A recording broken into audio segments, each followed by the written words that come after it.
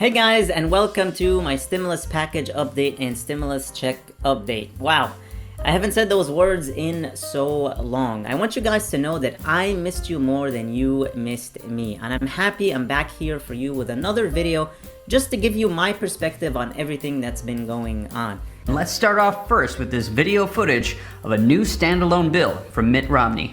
There's fresh optimism this morning for those hoping to revive the expanded child tax credit. Republican Senator Mitt Romney is pushing a new version of the bill, one that he hopes could gain support from both sides of the aisle. NBC's Ali Vitale has more on that. So, Ali, walk us through Senator Romney's new proposal, and does it have a chance?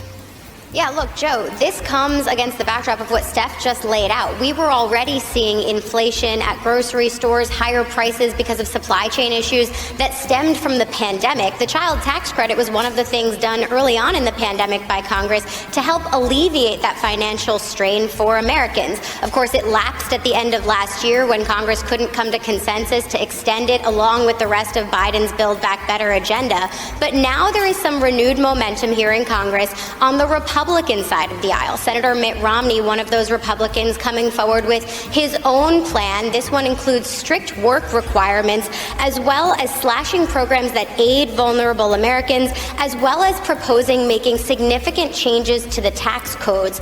Some of those things could be sticking points for Democrats. But that being said, Romney just last week with reporters said he was in the preliminary phases of discussions with some Democrats on this, trying to come to some consensus on doing the child tax credit as a standalone bill in a bipartisan fashion.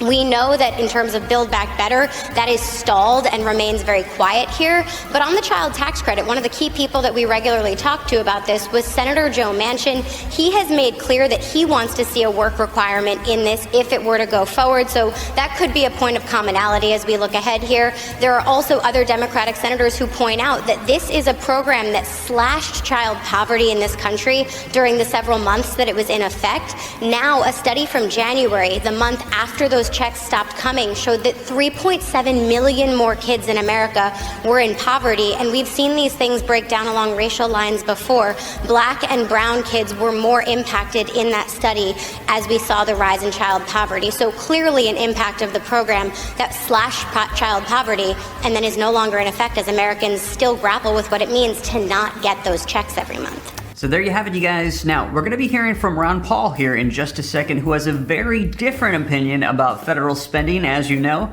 However, we're now seeing articles coming out like this due to Mitt Romney's standalone proposal for child tax credits. And the article says, over the past few months, Senator Mitt Romney of Utah, he has quietly pushed for a Republican-friendly version of the expanded child tax credit that he hopes could gain bipartisan support. His proposal would bring back the direct monthly payments many parents used for 6 months last year to cover the costs of food, clothing, and childcare before Congress let the tax credit expire. But Romney's form of extra monthly payments would add stringent work requirements, slash programs that aid vulnerable Americans, and make significant changes to the tax codes. Now, while the additional work requirements and the reduced safety net programs could be a tough pill for Democrats to swallow, even before they consider the sticky issues of tax reform, a bipartisan bill might be the only way for the expanded child tax credit to land on President Joe Biden's desk. Romney has largely worked with fellow Republicans on his plan, but conversations with Democrats have increased in the last few months or so, a senior GOP aide familiar with the proposal has said. I think momentum is growing quite a bit, and there's more interest because folks on the right want to do something. And I think that folks on the left are realizing that if they don't do it bipartisan, it's not going to happen. Now, it's unclear right now if Democrats are going to be receptive to Mitt Romney's proposal. However, jumping down, listen to this. Senator Michael Bennet had this to say. As I've said in the past, work requirements don't work, as study after study has shown. We shouldn't punish children simply because their families are struggling to find work, particularly during a pandemic. Now, the tax credit debate hasn't made much strides on the Democratic side. However, as Senator Joe Manchin of West Virginia, a key vote for Democrats, remains opposed to reviving the previous policies. So, Senator Joe Manchin, as you know, said that he was not for the way that it was written in the Build Back Better bill, and he's the one that said, as it stands, Build Back Better, in his opinion, is dead. It needs to be modified significantly, and the child tax credit, he said, was one of the provisions that needed to be changed. And among Manchin's top concerns, which Democrats have said they can't satisfy, is that people who aren't working might receive the benefit. So he said you need to be working to receive the child tax credit.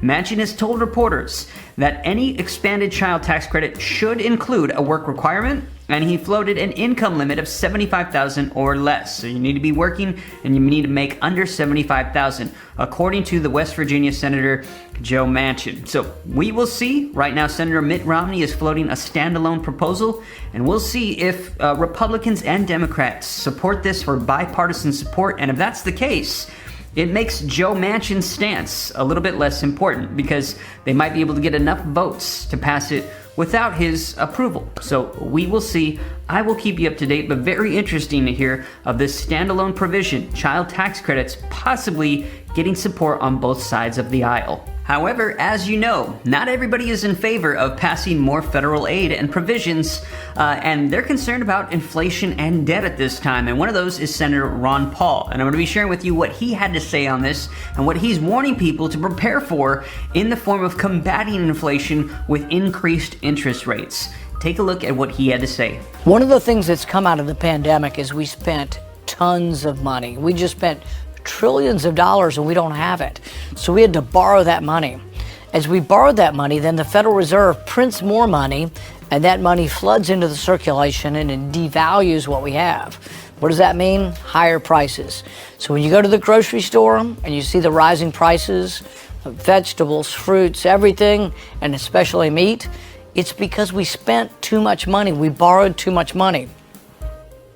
When you go to the gas station, you fill up your car, and it costs almost 50% more than it did the year before.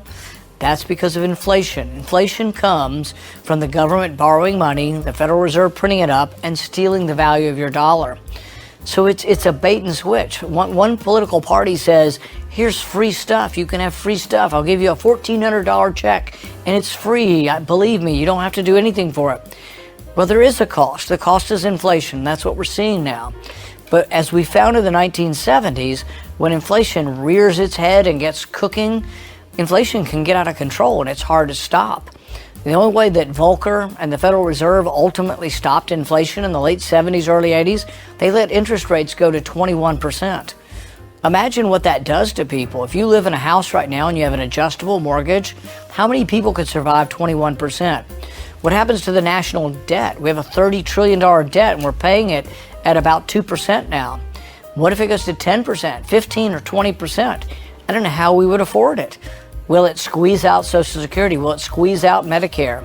So we have to resist this notion of something for nothing. Wow. Let me know your thoughts, you guys. If interest rates soared up that high, that would be unbelievable. It would totally just transform our economy overnight. Now, we'll see, because hopefully they would gradually bring that up, but still, there will be impacts felt if interest rates creep up that high. So I will keep you up to date here on the channel, but we're hearing that right now inflation is at an all-time high. We've got some supply chain issues. We're going to be seeing if they're going to be providing more federal assistance and spending.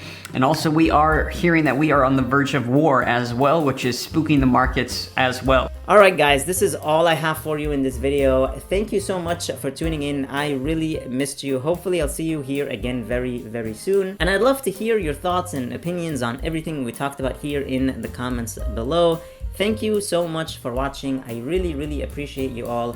Please hit the like button on the video, share this video with your friends and family, and subscribe if you haven't already, and click that notifications bell to be notified that whenever I publish new videos for you. Please stay safe, stay healthy, and I'll see you in the next video.